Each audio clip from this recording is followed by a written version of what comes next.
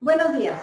A nombre del equipo INIFAP les doy la más cordial bienvenida a esta serie de conferencias virtuales que son parte de las actividades especiales de los 35 años del INIFAP, el instituto más importante en México para la generación de tecnologías para el sector forestal, agrícola y pecuario.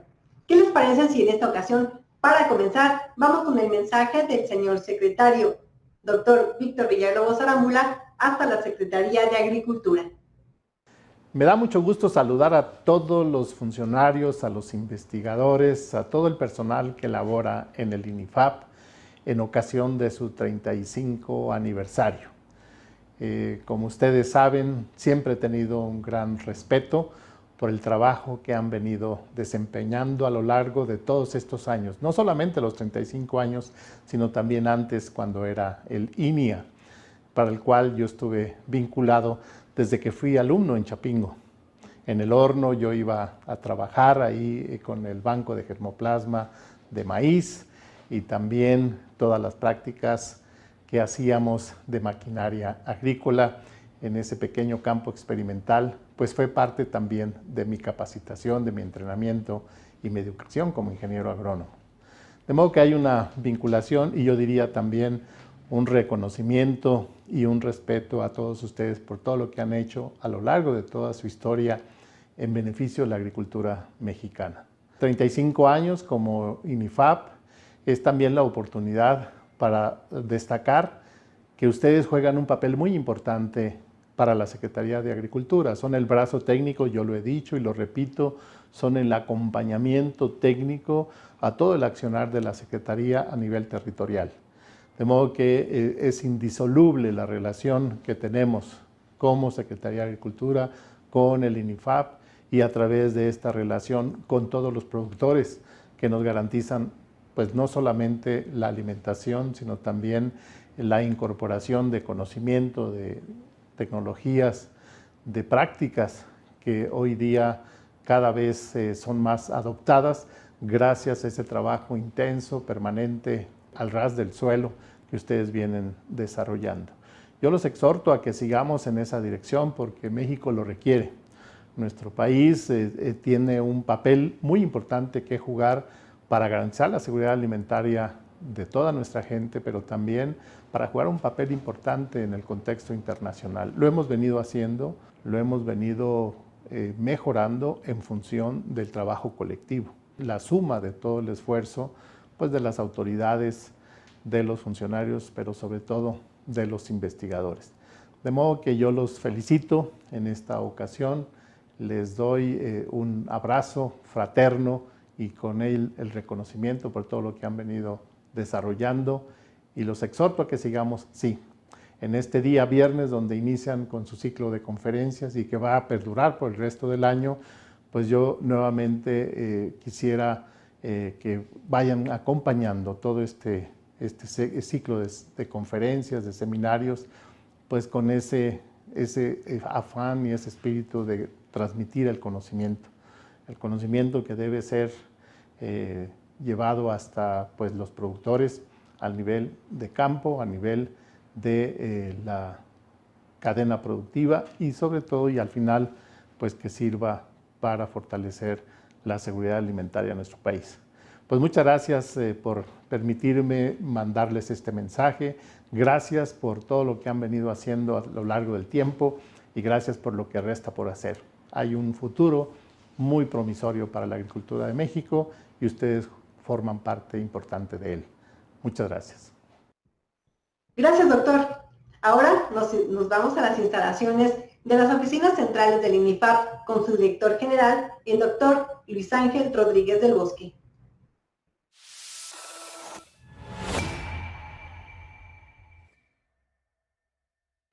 Los saluda Luis Ángel Rodríguez del Bosque de la Dirección General del INIFAP.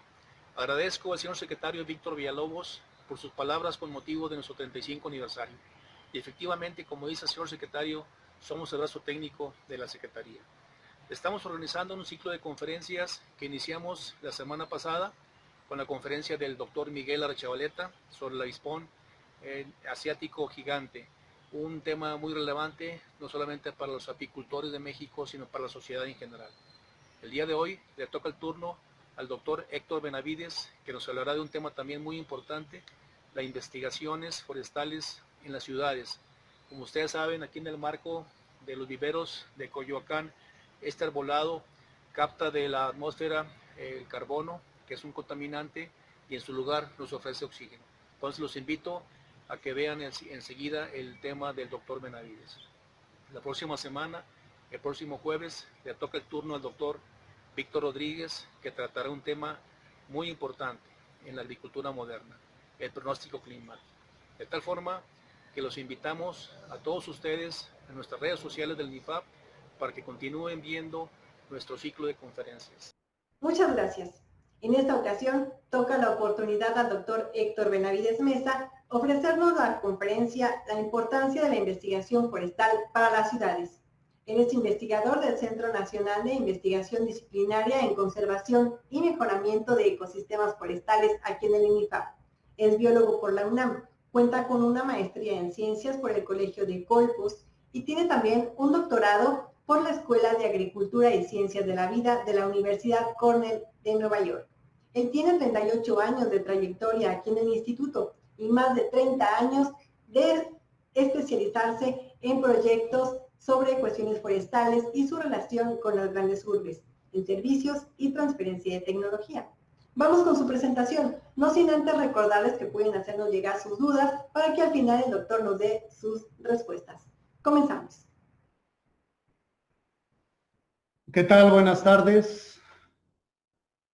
Bienvenidos a esta conferencia que se celebra o que se imparte en el marco del 35 aniversario del Instituto Nacional de Investigaciones Forestales, Agrícolas y Pecuarias.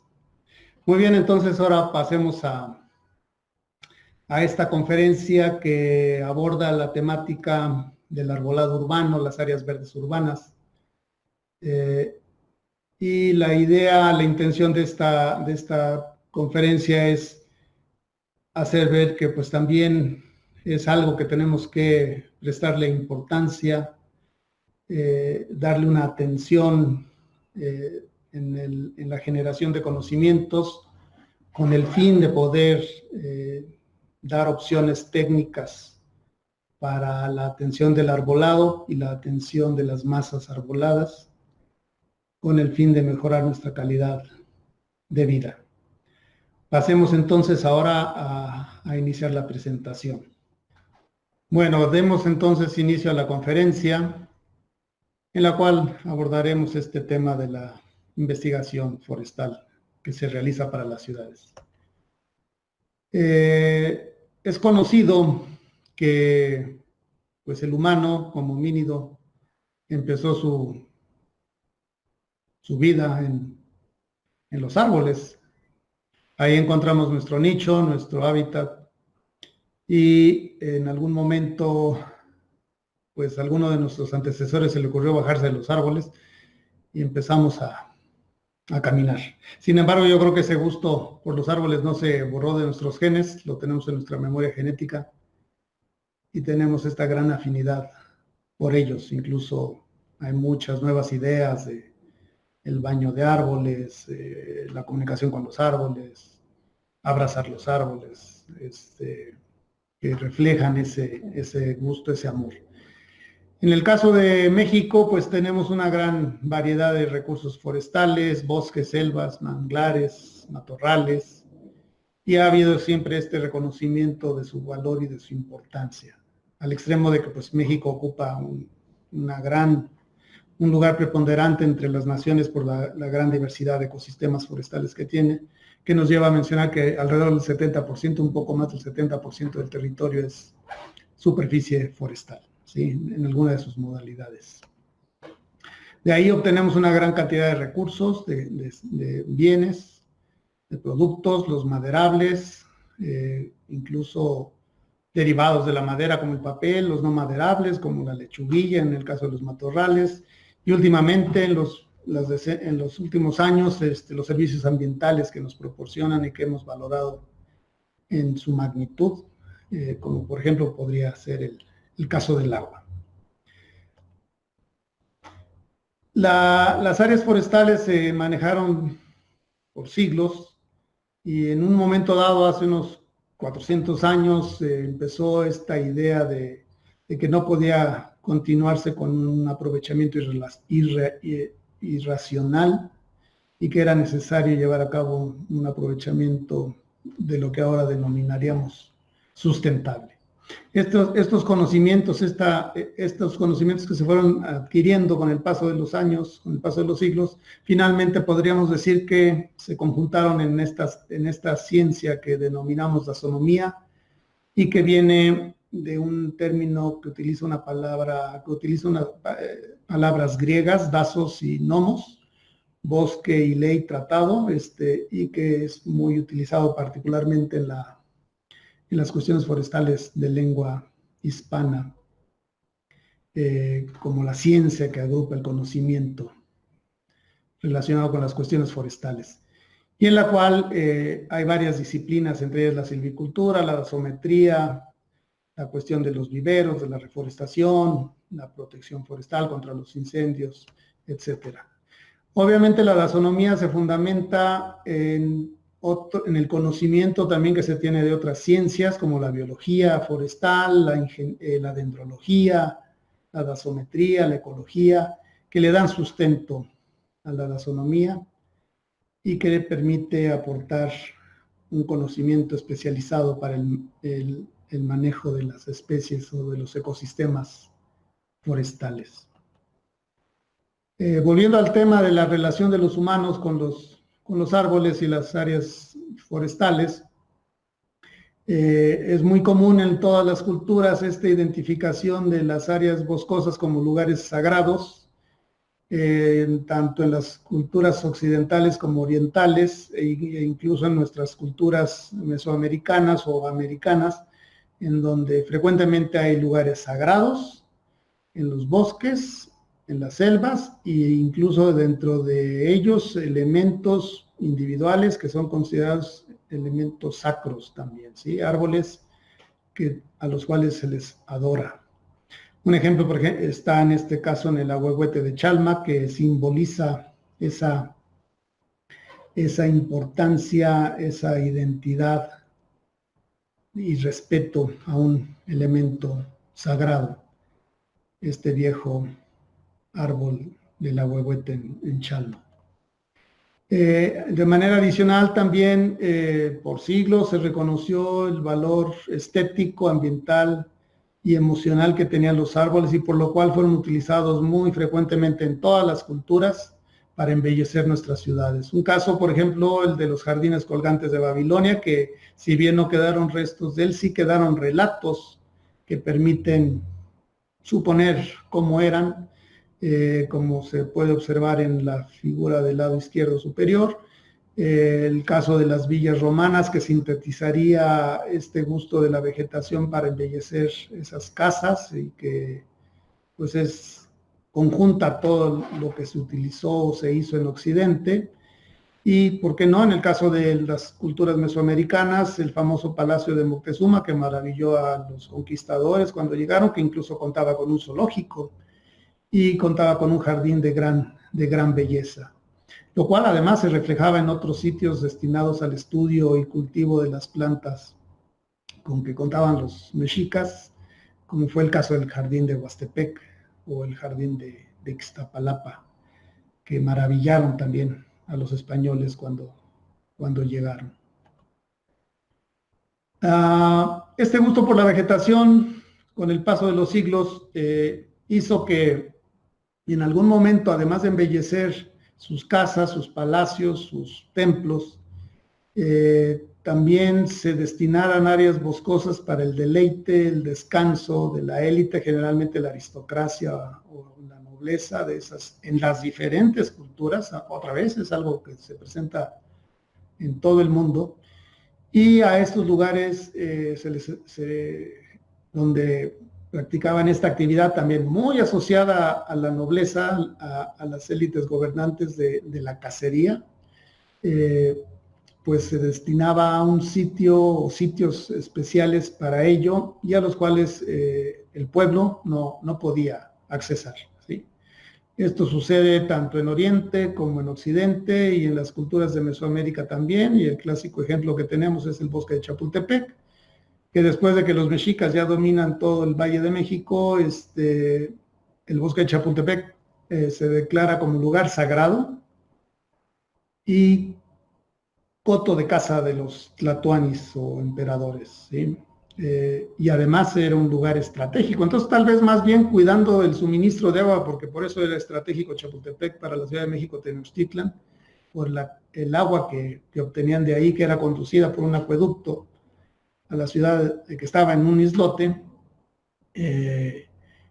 Una estrategia, supongo yo, pudo haber sido declararlo un lugar sagrado y declararlo coto de caza para el emperador y la nobleza mexica, al cual, reitero, no podían accesar los habitantes comunes y corrientes.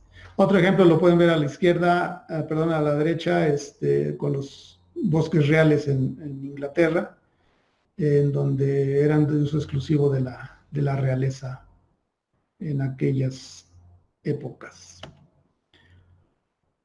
Sin embargo, bueno, en general, como ven, como observamos, estas áreas, cotos de caza, áreas boscosas, estaban muy dedicadas, muy destinadas al descanso y recreación de la nobleza o al embellecimiento de sus casas, palacios o templos, y por lo cual digamos que este gusto por las plantas, esta trascendencia de los árboles es lo que en su momento permite que surja la arboricultura como tal, como una área de conocimiento especializado en la atención y cultivo de estos árboles, de estas plantas, ¿sí?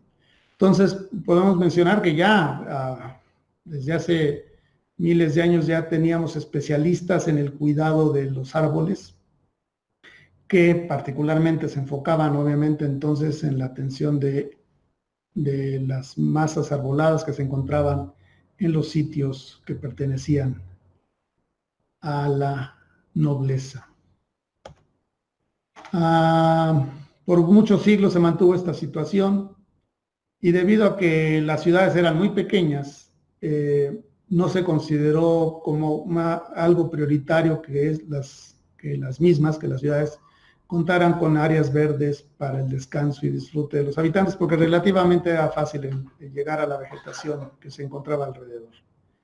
No obstante eso, hacia 1500 se empiezan a dar estas excepciones y se busca la situación de que se cuente con áreas verdes de acceso al público, y en ese sentido México, en aquel entonces la Nueva España, marca la pauta o es de las primeras en llevar a cabo estos cambios. La primera de ellas es el nombramiento o el reconocimiento del bosque de Chapultepec como una propiedad pública de la Ciudad de México, en donde, siguiendo los usos y costumbres de aquella época, al ser el bosque de Chapultepec propiedad del Tlatoani, cuando Cortés conquista al imperio mexica, Hernán Cortés se queda con el bosque de Chapultepec como una de sus propiedades. Sin embargo, la ciudad, por la cuestión estratégica del agua, la ciudad le solicita al rey de España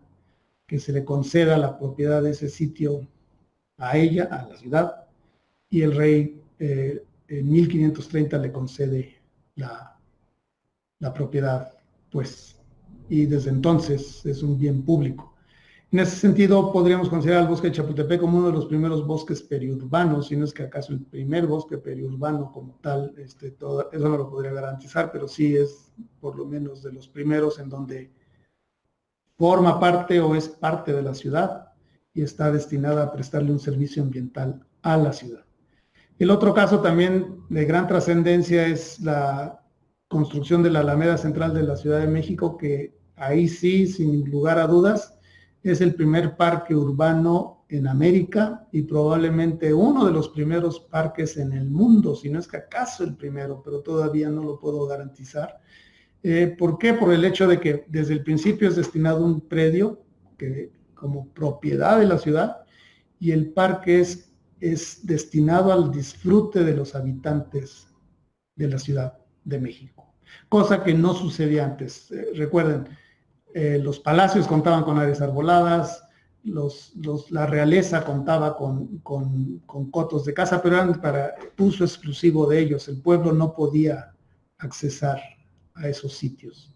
Otro lugar que también permite el acceso público es esta área abierta. En realidad en aquel momento era un área abierta que se llamó el Boston Common, en la ciudad de Boston, en Massachusetts, y el Tiergarten en el centro de Berlín, que en 1740, de ser propiedad real, se abre a los habitantes de esa ciudad para su disfrute. Cambia la situación después de la Revolución Industrial. Las ciudades se vuelven más complejas, más grandes, y por lo mismo entonces empieza a haber una inquietud de mejorar la condición de la población que vive en esos lugares. Londres, por ejemplo, se vuelve una ciudad muy extensa, muy compleja, con 1 millón de habitantes hacia 1860, si no mal recuerdo. Entonces, los primeros ejemplos que tenemos de áreas que eran propiedades reales y son convertidas en parques públicos, se encuentra el Parque del Retiro en Madrid, que en 1767, como lo observan ahí, el rey Carlos III permite la entrada de los habitantes de la ciudad en ciertos horarios, pero ya para 1848 se declara propiedad de la ciudad.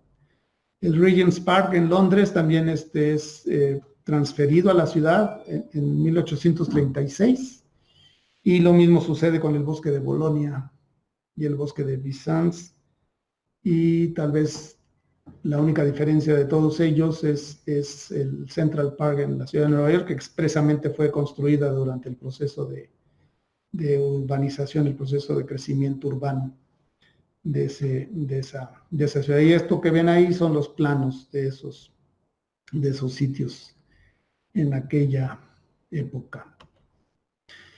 Bien, esto siguió por muchos años, y hasta ese momento la vegetación urbana se cataloga o se valora más por su valor estético, como un área de adorno, como un lugar para disfrutar.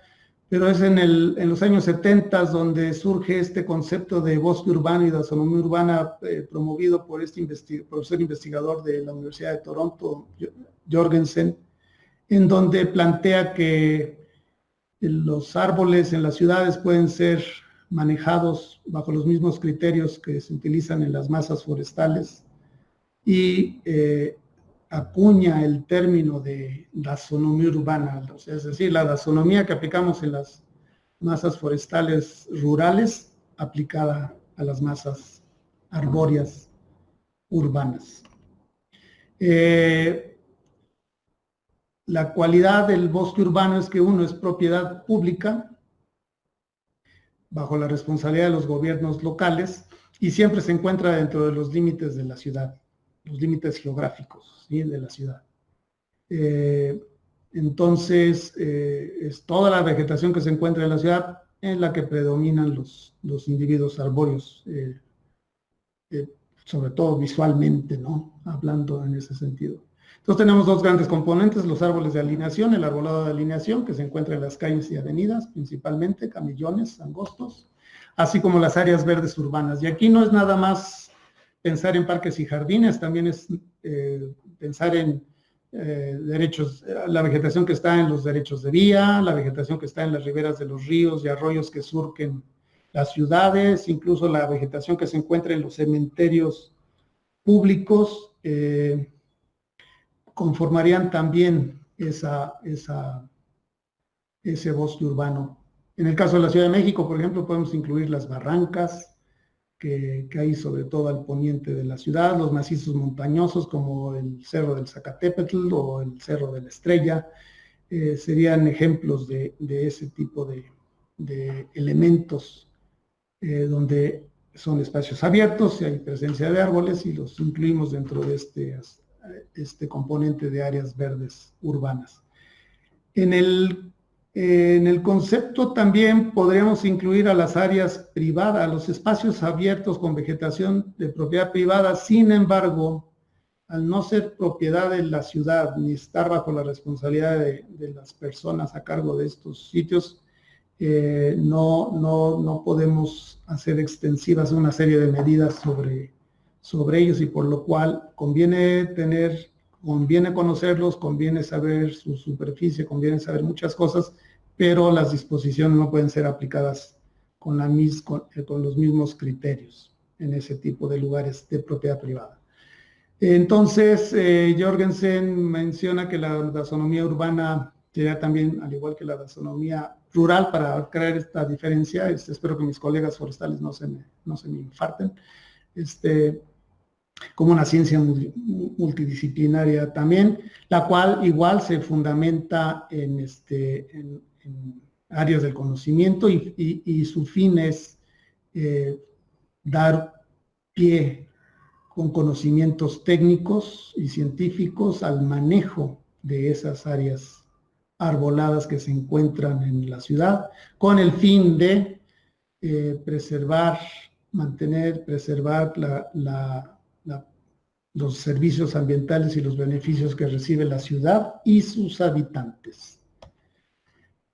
Aquí también en el concepto de taxonomía urbana hay que incluir, ya lo mencionaba yo en el caso del bosque de Chapultepec, el bosque periurbano, el cual se encuentra fuera de los límites de la ciudad, no está dentro de la masa, no está dentro de la mancha urbana, sino se encuentra afuera de la ciudad, pero que los fines para los cuales es manejado es con el fin de prestar servicios ambientales a las ciudades, es decir, es aquellas masas forestales que están bajo la influencia de los habitantes o las actividades que se desarrollan en la ciudad, y que generalmente están enfocados a satisfacer servicios ambientales a los citadinos, como puede ser la recreación o algo fundamental, el agua, por ejemplo, ¿sí? La producción de agua para la ciudad, y por eso esta catalogación del bosque de Chapultepec como un bosque periurbano ya desde 1530, aunque en aquel tiempo ni quien pensara en llamarlo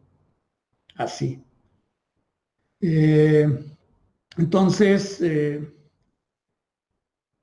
se propone que la taxonomía urbana sería entonces una ciencia forestal que se relaciona con el estudio, conservación, protección y manejo de los bosques urbanos y periurbanos, los cuales se manejan para la generación no de productos, sino de beneficios y servicios ambientales para la población de manera permanente, de manera continua, sustentable, si lo quieren referir de esa forma también. Y mencionaba, pues sí, la taxonomía urbana, al igual que la taxonomía tradicional, se fundamenta en el conocimiento de otras disciplinas, de otras ciencias, que son aplicados en este caso al contexto urbano. Resalta, por ejemplo, la parasitología y la fitopatología de las especies arbóreas, porque en el caso urbano los árboles están sujetos a factores estresantes que generalmente intensifican o pueden intensificar el daño de los organismos. Entonces, es una área de gran importancia generar el conocimiento para en un momento dado poder atender esos problemas y dar soluciones, ¿sí? De igual manera, otras disciplinas forestales se han tenido que adaptar a las condiciones urbanas, como sería la producción de planta para el ámbito urbano, es completamente diferente a la producción de planta para reforestación rural. Los viveros tienen que trabajarse de otra forma, e incluso en las prácticas de silvicultura, si bien no utilizamos métodos de regeneración, pero sí utilizamos algunas de las prácticas de la silvicultura, como sería lo que se denomina como tratamientos intermedios, que es principalmente lo relativo a la poda y al aclareo, o incluso el derribo, pero bajo condiciones especiales. Entonces es la adaptación de estas prácticas, de este conocimiento al ámbito urbano. Entonces, las tres reglas básicas de la taxonomía urbana sería que en el contexto del bosque urbano y periurbano, los árboles deben de permanecer por el mayor tiempo posible. No nos interesa la madera, no nos interesa cortar los árboles para obtener madera de ellos, sino que generen los servicios ambientales por el mayor tiempo que sea posible para esos árboles, sin que causen un peligro a los habitantes. Lo que mencionaba de no nos interesa su madera, y debe asegurarse la continuidad de la cubierta arbolada por el mayor tiempo posible para que los servicios ambientales se generen de manera continua. La taxonomía urbana se empieza a consolidar cuando pasamos del uso estético de la vegetación a reconocer otros beneficios derivados de los árboles. Si nos hubiéramos quedado en las cualidades estéticas y recreativas, a lo mejor, pues todavía nos podríamos haber quedado en esta fase de la arboricultura, en donde caería más bien en el ámbito de la jardinería y de la horticultura, ¿sí? Lo cual pues sería mantener ese lugar bonito, estéticamente agradable, y que la gente esté muy a gusto en ese sitio, ¿sí? Ahí, de hecho, en los primeros siglos fue así. Es cuando empezamos a reconocer los beneficios y los servicios ambientales derivados del arbolado urbano, cuando nos damos cuenta o se dan cuenta en aquella época, que para poder mantener eso y generar el óptimo en los beneficios y servicios de la vegetación urbana, principalmente los árboles, tienen que ser manejados bajo un contexto técnico, ¿sí? Entonces damos un paso más allá de la jardinería, de la horticultura y de la arboricultura como tal, no como tales. Y este cambio de paradigma que le llamo yo, se da a principios del siglo XX, donde empieza a darse relevancia a los beneficios, y si bien en ese momento es una observación, es una percepción más cualitativa que cuantitativa, porque no se tienen datos, no se han hecho trabajos todavía de investigación de determinar con precisión cómo influye, pero se tiene esta idea y por sentido común y por el crecimiento de las ciudades se supone que esto debe de mejorar gracias a la vegetación urbana, ¿sí? Y presento el ejemplo más cercano a México, que es el del ingeniero Miguel Ángel de Quevedo y su Vieta, vecino de nosotros, aquí a unos cuantos metros de las instalaciones de nosotros aquí en Coyoacán, que por su formación profesional estuvo muy en contacto con la Escuela Francesa Forestal, y de la cual el ingeniero Forestier fue un buen ejemplo de esta transición de lo forestal rural a lo forestal urbano. El ingeniero Forestier se dio cuenta de la importancia de las áreas verdes, e incluso él fue el primero que propuso este sistema de parques para la ciudad de París, de lo cual también el ingeniero Miguel Ángel de Quevedo fue un gran partidario de esta idea y lo promovió a nivel local en México. De hecho, él promueve la creación de varios parques y promueve este sistema de parques en la ciudad. La labor del ingeniero Miguel Ángel de Quevedo en el campo, no nada más forestal, sino también de la taxonomía urbana, sería un tema muy interesante para abordar y conocer todo el gran trabajo que realizó. Conforme pasan los años, pasamos de esta percepción del impacto en la salud pública del arbolado, y empiezan a documentarse en el transcurso del siglo XX, se empiezan a documentar de manera destacada y de manera organizada diferentes aportes de la vegetación. Y entonces algo de lo primero que se documenta es la influencia de la vegetación urbana en el micro y en el mesoclima en las áreas urbanas. Ya para los 70 está bastante estudiado esto, aunque de manera empírica y de manera normal nosotros lo vivimos siempre cuando estamos buscando una sombra en la cual descansar. la jornada o del sol que a veces nos puede agobiar. El siguiente es, se empiezan a hacer estudios por primera vez, ahora sí de una manera más cuantitativa, más allá de lo que hicieron en la época de Forestier y Miguel Ángel de Quevedo, el impacto en la salud física y la salud mental relacionada con las áreas verdes o la vegetación urbana, por ejemplo, el control de ruidos, control de microorganismos, control de partículas y cómo el ejercicio ayuda a los citadinos en tener una mejor salud. Se estudia y se empieza a documentar también los aspectos recreativos en las áreas verdes, y cómo está también estrechamente asociado a la salud mental y el impacto que provoca esta recreación en las áreas verdes urbanas.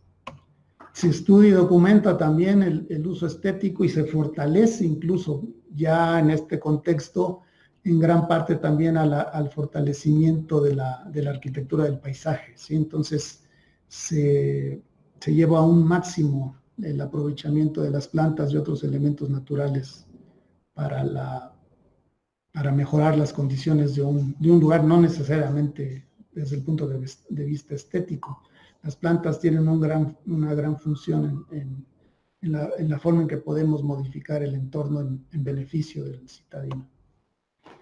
También en ese sentido, en estas décadas, 60, 70, 80, del siglo pasado, se empieza a estudiar el aspecto económico del impacto de la vegetación, el uso de los residuos, de los esquilmos, diríamos en términos campiranos, de los esquilmos que si bien no nos interesa la madera de los árboles, sí podemos aprovecharla cuando es necesario podarlos o quitarlos, porque como todo ser vivo hay un momento en que es necesario removerlos antes de que se caigan, eso es lo ideal en la ciudad.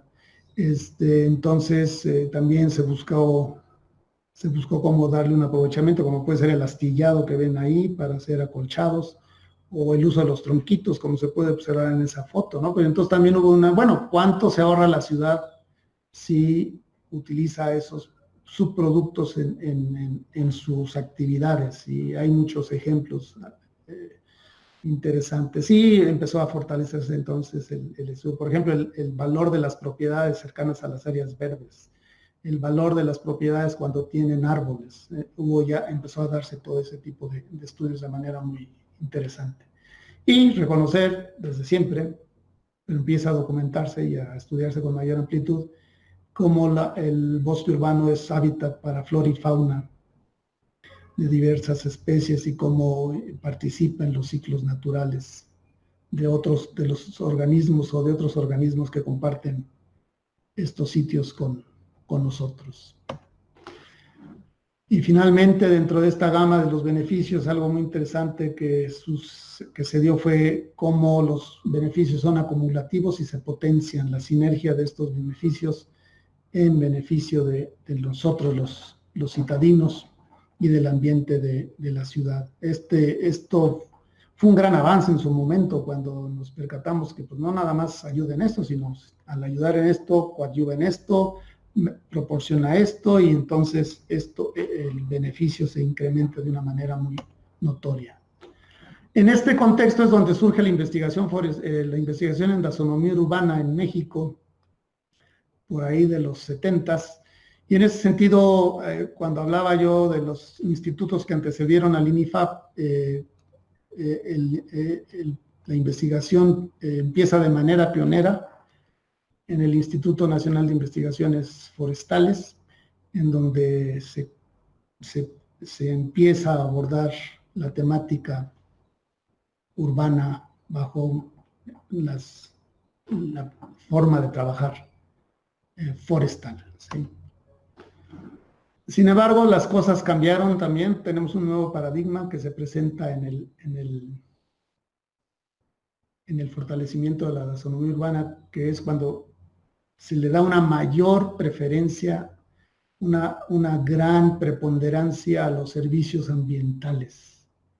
Y muchos de los beneficios, incluso que mencioné hace rato, empezaron a ser recatalogados como servicios ambientales. Entonces lo que ahora contamos es realmente con una mayor facilidad de expresar lo que hace el arbolado urbano por nosotros a través de estos servicios ambientales. Entonces se amplía el conocimiento en este ámbito. Y ahora sí, de lo cualitativo entramos más bien ya a lo cuantitativo. Tenemos ya datos duros de cuántos gramos aporta, cuántos gramos retiene una copa de un árbol de contaminantes, cuántos litros puede reducir la velocidad de caída y promover la infiltración de agua, cuántos gramos de oxígeno produce cada árbol, cuál es el costo que se ahorra el propietario de una casa cuando tiene el uso apropiado de árboles para reducir la temperatura de una casa o reducir la pérdida de calor en el invierno, por ejemplo. Empieza a generarse mucha información de esa. Vale la pena destacar que como en el área forestal, en el ámbito forestal rural se dio esta valoración y este estudio de los servicios ambientales se dio de manera similar en el contexto urbano. Entonces, lo que les mencionaba, se empieza a generar mucha información que ha sido de gran ayuda para poder tener mayor precisión de la aportación del bosque urbano. En este sentido, cabe la pena destacar la participación de los investigadores forestales del Servicio Forestal de los Estados Unidos, en donde desde los 90s empezaron a trabajar esta determinación y cuantificación de los servicios ambientales, que después de varios años logró o dio fruto a la creación de un programa o un sistema que se denomina I3 ECO, el cual tiene una serie de herramientas que son de gran utilidad para la toma de decisiones en el manejo del bosque urbano. Pero uno de ellos, de gran importancia, es el que nos permite cuantificar de manera bastante precisa los servicios ambientales que proporciona el bosque urbano, principalmente en la captura de carbono, en el carbono almacenado, en la reducción de escurrimientos, en la captación de contaminantes por las copas de los árboles, en la producción de oxígeno, entre lo principal, ¿sí? Este programa después empezó a ser fue empezando a ser adaptado a diversos países, principalmente de habla inglesa, como Australia o Canadá, o de países desarrollados, como el caso de varios países en Europa, en donde surgieron estas versiones adaptadas a esos lugares. Y por adaptada me refiero a la utilización de información local. Y recientemente, hace un par de años, empezó con esta adaptación del programa I3 para México, en donde el instituto participó en este proceso de adaptación. Y esta foto, por ejemplo, del primer grupo que participó en una demostración de I3, en el cual lo hicimos ese taller en el vivero de Coyoacán, y que fue de gran éxito. Entonces, por este proceso de adaptación podemos decir ahora que los trabajos que se desarrollan en México, pues tienen o están arrojando, al ser utilizado este sistema, están arrojando datos más precisos, porque se están utilizando datos de contaminación, de clima, de especies que se encuentran en nuestro país. Y un ejemplo de lo que ha hecho el INIFAP: nosotros hicimos un trabajo pionero también con la aplicación del sistema I3, y se desarrolló estamos trabajando en un diagnóstico y cuantificación de los servicios ambientales del arbolado del bosque de Chapultepec, Y la primera parte se está trabajando en la primera sección y en la tercera sección del bosque de Chapultepec con la ayuda del Fideicomiso Pro Bosque de Chapultepec, así como de la Secretaría del Medio Ambiente del Gobierno de la Ciudad de México. Esta imagen que ven es la página que se encuentra en el Fideicomiso, en donde una aplicación práctica de la información que se está generando es que las personas interesadas en el arbolado puedan consultar las características de los árboles que se presentan en el bosque Chapultepec accesando a esta página. Entonces, en la página del Fideicomiso van a encontrar a la hora de accesar en esta pestaña que dice bosque, ahí van a poder accesar este mapa y al seleccionar una de estas subzonas que observan ahí con número, al darle clic en esa subzona van a encontrar entre otra información, van a encontrar este desplegado de las características de esa subzona, cuántos árboles, cómo se llama, y los servicios ambientales registrados, determinados para ese lugar. Aparece, por ejemplo, más abajo alcanzan a ver una composición de especies, qué especies se presentan en esa subzona, así como una distribución de diámetros, para que nos demos una idea de cómo está conformado esa masa. Al accesar en un punto, ustedes pueden llegar a esta nube de árboles, y al dar un clic en cada uno de esos puntos va a aparecer esta imagen del árbol en referencia. Cada árbol tiene su número, está identificado, tiene su etiqueta. Y aquí, por ejemplo, observan la foto y su especie, el nombre común y los servicios ambientales que ese árbol arroja. Ahora bien, esto se hizo gracias a la aplicación del conocimiento de las condiciones y características de los árboles, la aplicación de procedimientos de inventario y la utilización del sistema iTree para determinar la cuantificación de los servicios ambientales. Esto creo que nos lleva a una nueva situación, pues por primera vez tenemos datos cuantitativos que nos pueden servir como una referencia para el manejo del bosque urbano. Y finalizo mi charla con esta aportación. ¿Para quién la investigación? Ya vimos, mejora las condiciones de la ciudad, mejora las condiciones de los citadinos, nos hace un ambiente más sano, más agradable, ahorramos dinero,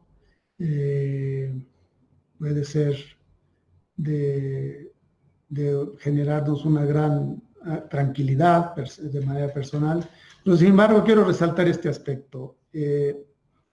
Para el año del 2018, los datos del censo del 2010 son los que manejamos, los demás son proyecciones, y los datos del 2020 todavía no tenemos, pero para el año 2018 el Instituto Nacional de Estadística, Geografía e Informática proyectó que éramos 124 millones de habitantes en 2.463 municipios donde están incluidas las alcaldías, ¿sí? De ese porcentaje de la población, se consideró que en el ámbito rural vivía alrededor del 23% de los mexicanos, es decir, 27.837.000 personas. Y el resto serían 92 millones de habitantes en condiciones urbanas. Sin embargo, en el INEGI consideran ya núcleos urbanos a sitios hasta de 15,000 habitantes, por ejemplo, ¿sí? Entonces en realidad esas siguen siendo poblados o pequeñas ciudades en donde, al igual que al inicio de hace siglos, pues el poblado es muy pequeño y realmente la vegetación está muy cerca de las personas en el ámbito periurbano o alrededor del poblado. Entonces realmente nos preocupamos más bien por esta mancha gris que se ve, coincidentemente de la mancha urbana, que se ve hacia la izquierda, en donde todo ese porcentaje o esa barra de color gris significa la población urbana, y que en el caso del Distrito Federal, ahora Ciudad de México, pues si se fijan, es la más larga, sí, la más extendida, y va disminuyendo conforme las entidades tienen más población rural que población urbana. Entonces, haciendo un ejercicio con los datos del 2018,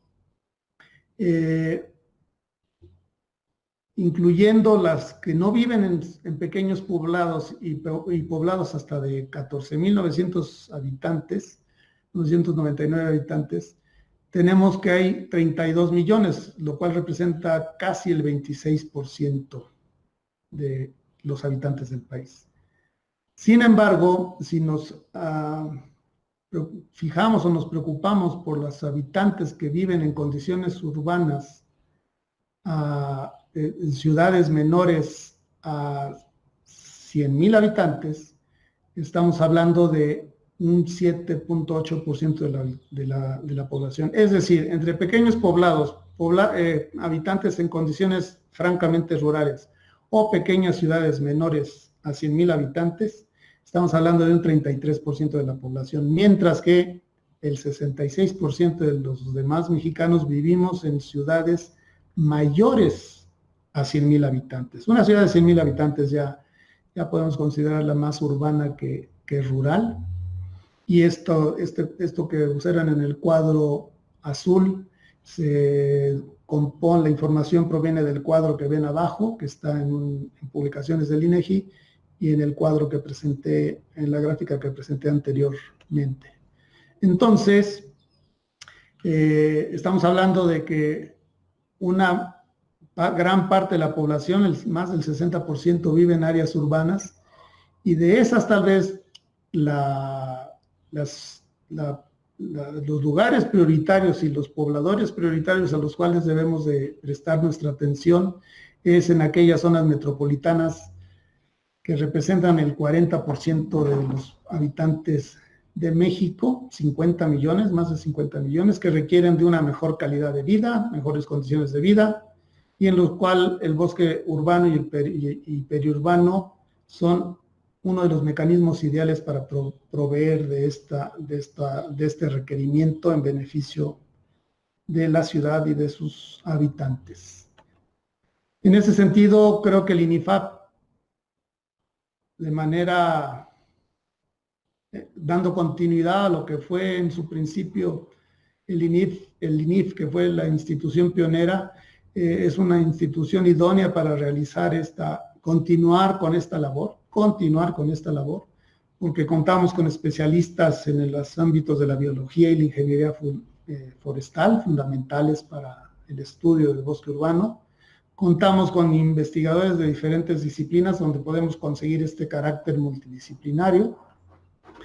Tenemos una gran experiencia en los métodos para transmitir los conocimientos técnicos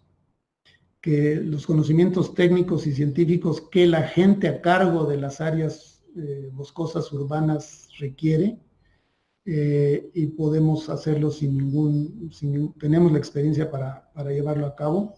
Tenemos una presencia nacional donde en un momento dado podemos conjuntar esfuerzos, y tenemos los mecanismos para poder trabajar conjuntamente con otras dependencias, sean federales, estatales, municipales o instituciones académicas o de investigación. Entonces, en ese sentido, el INIFAP es una institución que puede seguir trabajando sin ningún problema en este ámbito. Que estudiar muchas cosas, creo que ni tiene caso leer esta lámina como tal, pero sí todavía nos hace falta conocer muchas de las características del bosque urbano de muchas ciudades en México, porque tenemos una gran diversidad de climas, de vegetación, lo cual no nos permite decir que tenemos un solo rodal, tenemos muchos rodales. Entonces, estamos enfrentando nuevos desafíos como el calentamiento global, que está llevando a nuestra vegetación a condiciones de estrés muy marcado y en el cual se agrava esta situación en las cuales se agrava esta situación por la isla de calor urbana. Y podemos mejorar el funcionamiento de ITRI, por ejemplo, generando información local más precisa para que se afinen las ecuaciones que utiliza el sistema con los datos del desarrollo de los árboles aquí en México, por ejemplo. También ahí podemos aportar todavía mucho para mejorar o darle mayor precisión al sistema que fue adaptado a México por parte de nuestros colegas forestales del Servicio Forestal de los Estados Unidos. Promover, ¿qué tenemos que promover para que esto siga incrementándose? Que pasemos de lo estético porque sigue siendo la primera idea que tiene una gran mayoría de personas, incluso de gente que está a cargo del bosque urbano, es que se valore la importancia de los servicios ambientales y que el bosque urbano tiene una gran contribución en otros ámbitos. Obviamente un financiamiento para realizar actividades de investigación, capacitación y transferencia de tecnología, particularmente para que los encargados del manejo del bosque urbano puedan desarrollar su actividad con mayores elementos de juicio, incrementar su calidad técnica, incluso buscar que haya una base más sólida de estas personas que están a cargo de este recurso. Y no olvidarnos del bosque periurbano, dándole preferencia a los aspectos de generadores de servicios ambientales para la ciudad. Pues agradezco mucho su atención. Para mí ha sido un gusto poder explicar esto, poder platicar con ustedes más bien este tema. Sé que quedaron cosas guardadas, cosas en el tintero, pero la intención es pues empezar a que sigamos platicando de este tema que es de gran trascendencia.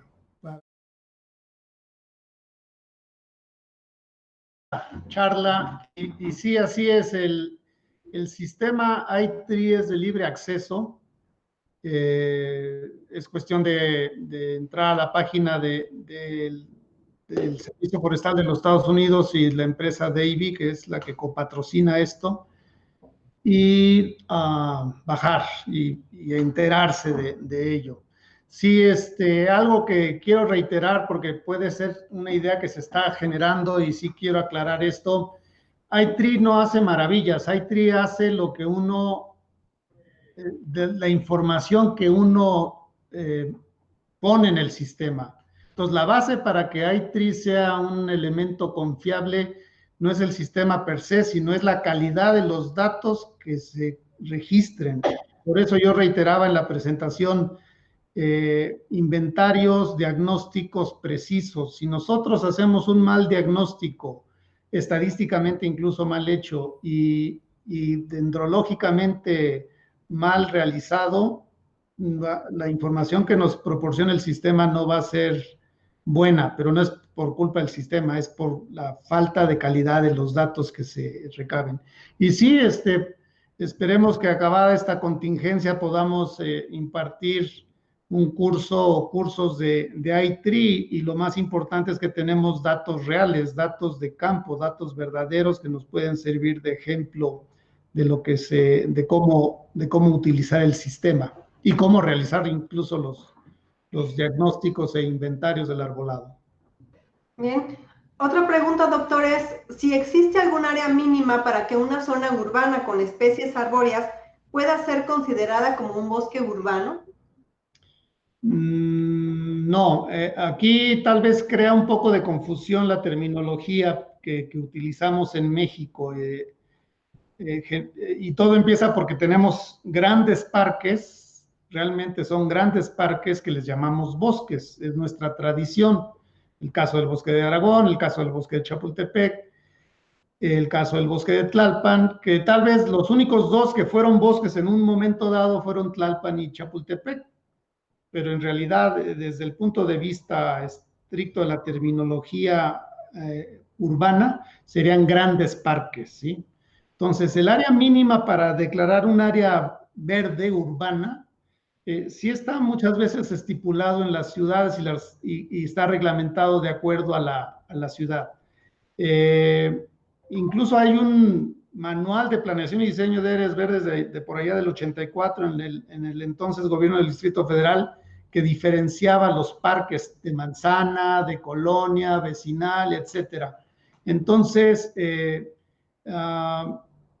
no hay que tomar un tamaño mínimo, pero sí debe ser un espacio abierto con vegetación, que en este momento no podría estipular cuál es el mínimo que marca la normatividad en México, pero incluso creo que yo no estoy muy de acuerdo con la forma en que está estipulado en la Ciudad de México, porque la norma que habla de las áreas verdes hasta da a entender incluso que los árboles que están en las banquetas, en las cepas que están en las banquetas, son área verde, y pues lo mismo, y por lo cual pues no es posible. Un área verde es un espacio abierto con vegetación.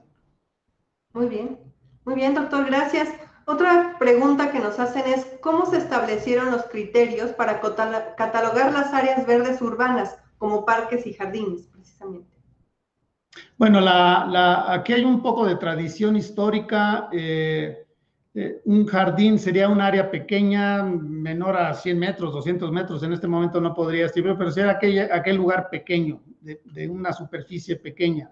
Mientras que un parque sería un lugar con mayor superficie, ¿sí? Este sería el caso de esta categorización que mencionaba yo de parque de manzana, parque vecinal, parque de colonia y parques urbanos, que sería ya aquel sitio de gran dimensión como el Bosque de Chapultepec, que recibe visitantes de toda la ciudad e incluso de lugares que no pertenecen a la ciudad, como sería el caso del área metropolitana del Estado de México, donde tenemos visitantes de Cuautitlán o de Tlanepantla, pero en el caso de Chapultepec, por ejemplo, incluso de muchos lugares del mundo, porque es un parque, es un bosque visitado por gente que viene de todo el mundo a conocer el bosque de Chapultepec por su trascendencia histórica. Totalmente. Bien, doctor, ¿qué opinión le merece precisamente las especies introducidas como ficus y jacarandas dentro de las zonas urbanas? La introducción de estas especies pueden generar desequilibrios ecológicos que pueden traer a su vez algún ambiente positivo o negativo. ¿Y de qué manera, nos preguntan también, es que se pueden manejar estas especies en un escenario de cambio climático?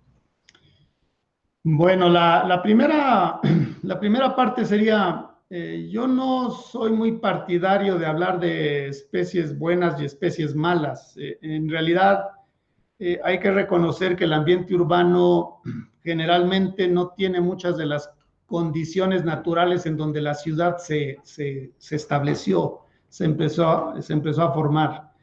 Los suelos generalmente son suelos acarreados, son suelos de relleno, no tienen nada que ver con los suelos originales, los ciclos hidrológicos están alterados, el clima está alterado, tenemos este efecto de isla de calor urbana. Entonces, sí soy partidario de dar en primer lugar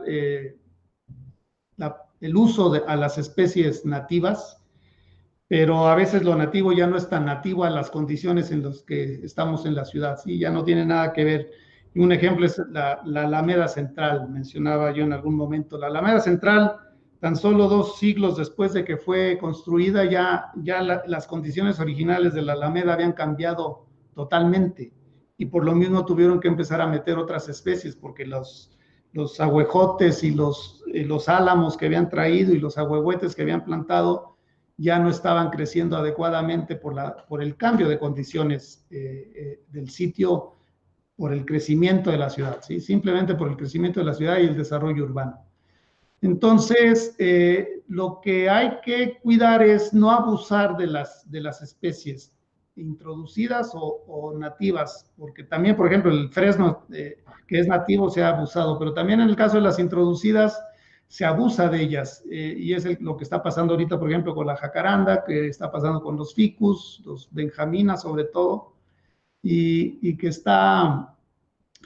pasó en algún momento con el eucalipto, ¿sí? Que también se abusó de su uso, y pues la madre naturaleza, digámoslo en términos campiranos, pues tiende otra vez a buscar el equilibrio, ¿no? Porque empiezan a llegar plagas, empiezan a llegar enfermedades que encuentran a esos organismos muy susceptibles por el elevado número que hay.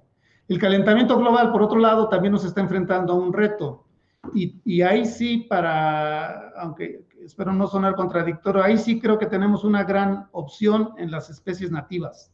No necesariamente del Valle de México, pero sí de las partes de matorral o de selva baja caducifolia que tenemos en México y que pueden ser una excelente opción para intentar el cambio de especies que vamos a requerir por las condiciones ambientales a las que se va a enfrentar o se está enfrentando, mejor dicho, la ciudad. Así es, doctor. Y bueno, platicando sobre esto, ¿cuál es el árbol más importante y más antiguo de nuestro país? Caray, bueno, los árboles más longevos que tenemos en México, en el país, pues, no en la ciudad, son los ahuehuetes. ¿Sí? Los ahuehuetes son los que pueden vivir 2,000, 3,000 años y pues ahí muchas veces no están en nuestras ciudades esos árboles, están más bien en lugares cercanos a arroyos, cercanos a manantiales. Por ejemplo, el árbol del tule en Oaxaca es muy probable que sea de los más longevos, el que han hecho el estudio, ahorita no recuerdo los años, aunque yo tengo la teoría de que son 3 árboles que en algún momento se injertaron, pues crecieron juntos al llegar a la situación en que se fueron juntando los árboles, se autoinjertaron, vamos a llamarle así, y eso probablemente sucedió hace 1000 años, ¿sí? O más, probablemente. Entonces ya no nos damos cuenta de esa situación, pero yo enfocaría esto hacia los ahuehuetes, que serían nuestros árboles más longevos, y pues sí salen un poco del ámbito urbano, porque generalmente los vamos a encontrar en condiciones más bien en el campo, pues en condiciones rurales. Muy bien. Bueno, volviendo a la Ciudad de México, doctor, nos están preguntando cuáles son las especies adecuadas para recuperar la biodiversidad aquí en la Ciudad de México y aquella atracción también de los insectos polinizadores y aquellos, bueno, que puedan ser recomendados para pues mejorar la calidad del aire que tanto necesitamos aquí en la capital. Bueno, otra vez tendríamos que apostar por las especies nativas, particularmente, bajo estas condiciones de cambio climático, calentamiento global, y en donde vamos a poder tener alternativas para estos insectos que ya conocen. Sin embargo, las especies exóticas también son frecuentadas por los insectos polinizadores, y también hay que recordar que incluso aunque sean nativas, tenemos que considerar el posible efecto alergénico de ese polen. Hay muchas especies que producen polen alergénico y que en un momento dado puede ser un factor de no selección de la especie para el uso urbano, ¿sí? Entonces, lamentablemente luego en condiciones urbanas se utiliza muy fácilmente la introducción de especies sin tomar en cuenta muchos factores, y creo que debemos de hacer ese proceso con más cuidado,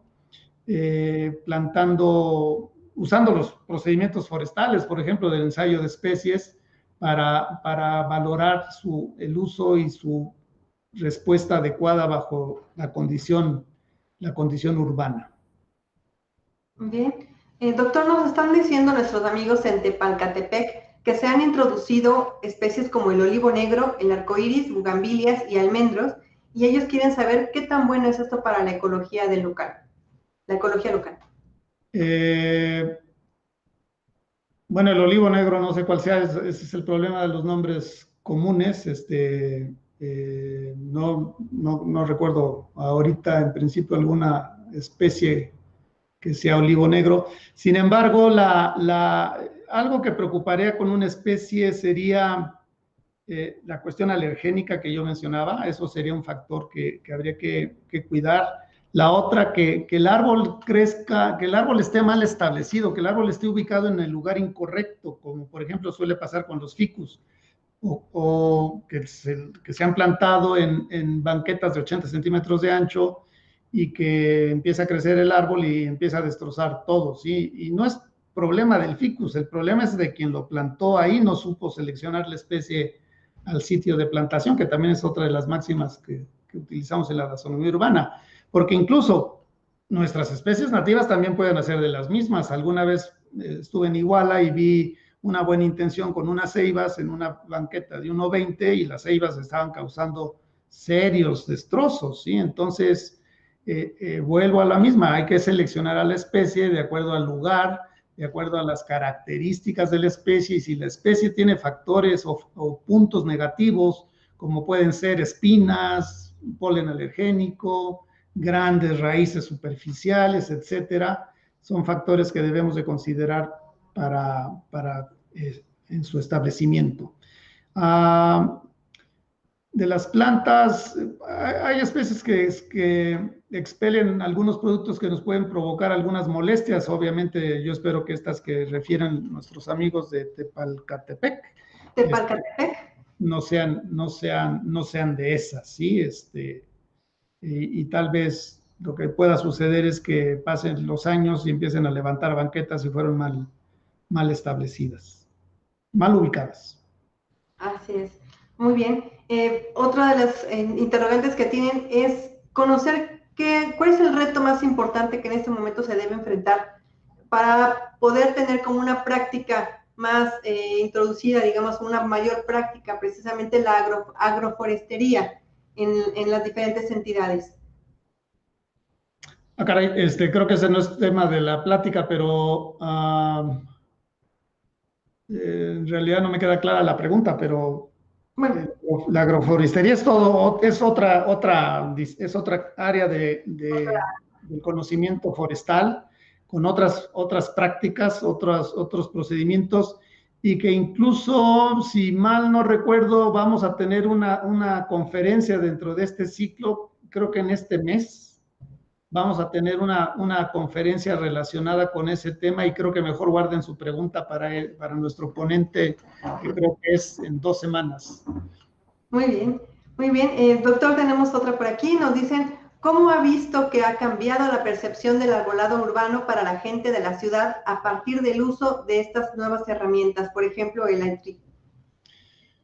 Falta todavía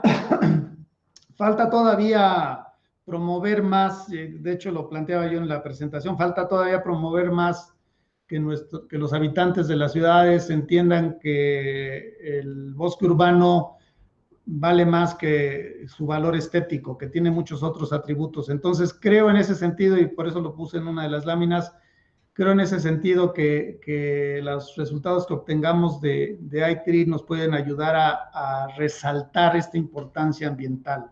Todavía creo que estamos en una fase incipiente, tal vez se empieza a tener esta mayor conocimiento en la gente muy cercana al tema, pero todavía nos falta trascender a los habitantes de las ciudades para que vean esto. Y algo que también va a ser de gran importancia va a ser este valor económico de los servicios ambientales. Nos va a servir como una referencia y nos va a permitir justipreciar en toda su magnitud la importancia del arbolado urbano en nuestras ciudades, que ya lo veíamos, pues ya estrictamente hablando somos un país urbano, más urbano que rural, y tenemos una alta concentración de personas viviendo en las ciudades. Muy bien. Doctor, nos preguntan, bueno, va ligado a este tema, nos dicen, con la implementación de la plataforma iTree para México, ¿se está integrando un mercado para el pago de servicios ambientales para áreas verdes urbanas? ¿Hay modalidades entre su pago a nivel internacional entre parques, arbolado de alineación y entre los otros que usted nos comentaba en las presentaciones?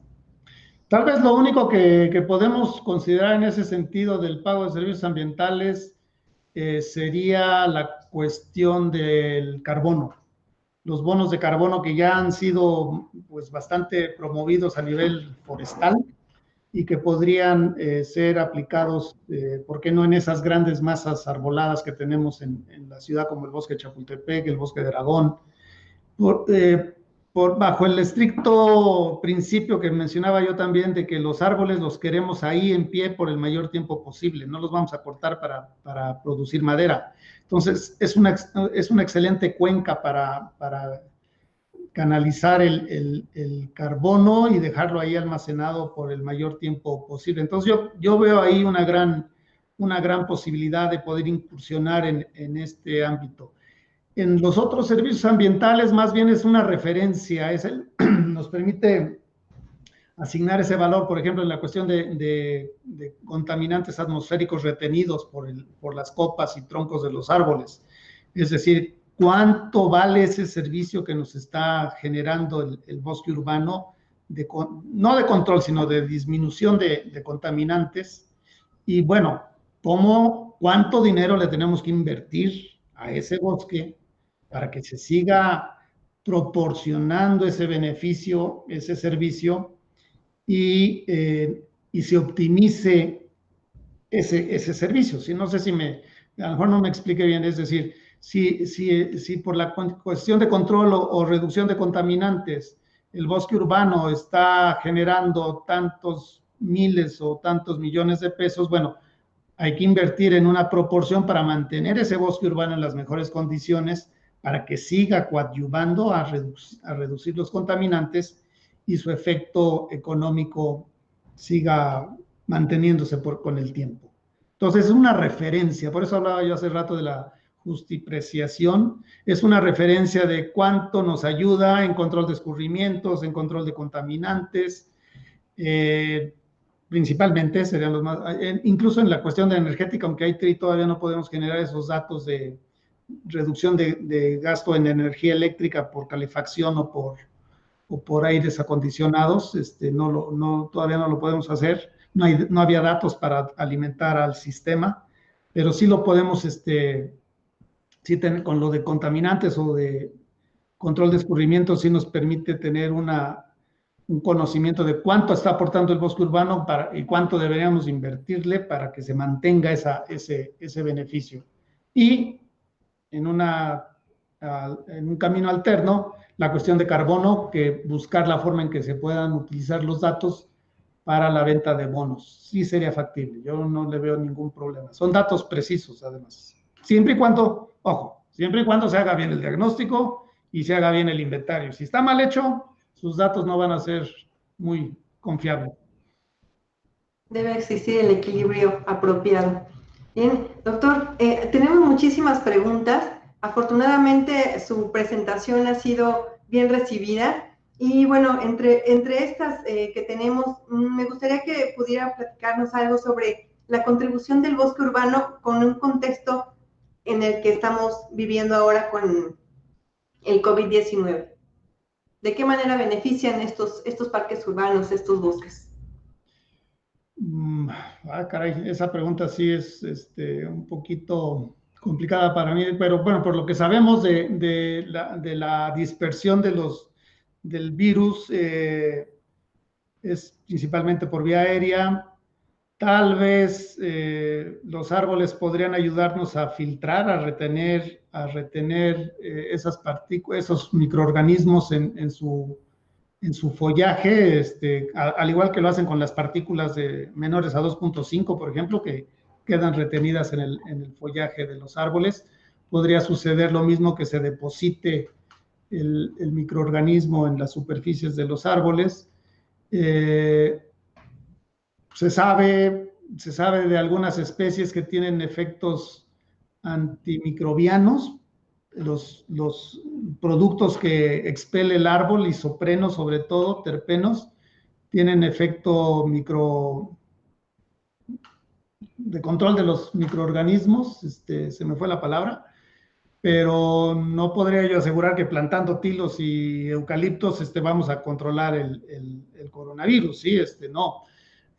Sería, yo como lo he dicho muchas veces, un interesante tema de tesis a lo mejor, pero indudablemente el poder estar en un área verde urbana nos causa una mayor relajación, un mayor descanso mental. Eso por ese lado podría ser el aporte, lo que alcancen a retener los árboles en sus copas y troncos. Y lo único que me preocuparía es que nuestras áreas verdes se convirtieran en centros donde se congregara mucha gente, ¿sí?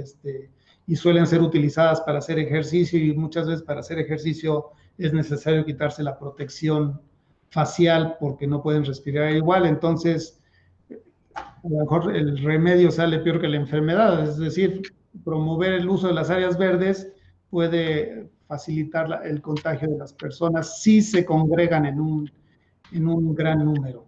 Y entonces, creo que habría mucho que trabajar todavía, pero sí, reitero, el efecto bactericida de algunas sustancias que emiten los árboles, eso sí está documentado, pero qué tan antiviral sea, no lo sé.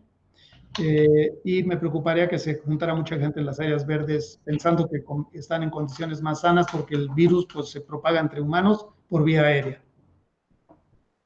Bien, bueno doctor, tenemos, como le decía, muchas preguntas, algunas que les haremos llegar a nuestros organizadores y a usted también para que nos haga favor de darle la debida respuesta a nuestros seguidores, aparte de los canales de YouTube y de Facebook. Bueno, ¿algún comentario final adicional, doctor, que nos quiera ofrecer? Pues agradecer la asistencia de las personas que nos acompañaron en esta conferencia.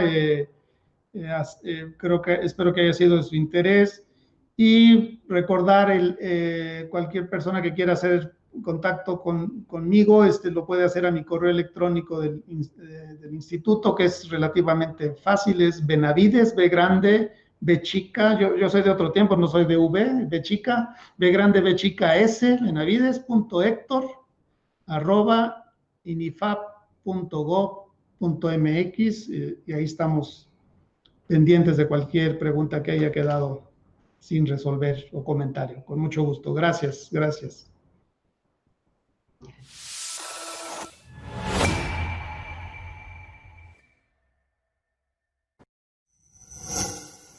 Gobierno de México.